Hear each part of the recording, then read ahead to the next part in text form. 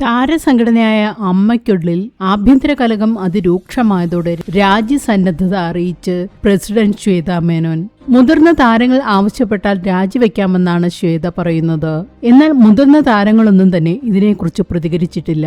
Executive കമ്മിറ്റിക്കുള്ളിൽ ചിലർ തന്നെ ലക്ഷ്യം വെക്കുന്നുണ്ടെന്നും കാര്യങ്ങൾ ജനറൽ സെക്രട്ടറിയും ട്രഷററും ചേർന്നാണ് നിയന്ത്രിക്കുന്നതെന്നും ശ്വേത പറഞ്ഞു. അൻസിബയുടെ പ്രശ്നം വ്യക്തിപരമായിരുന്നു, അതിൽ സംഘടനയ്ക്ക് ചെയ്യാൻ ഒന്നുമില്ല. അൻസിബ ഹസൻ ജോയിന്റ് സെക്രട്ടറി സ്ഥാനം രാജിവെച്ചതോടെയാണ് അമ്മയിലെ പ്രശ്നങ്ങൾ പുറത്തുവന്നത്.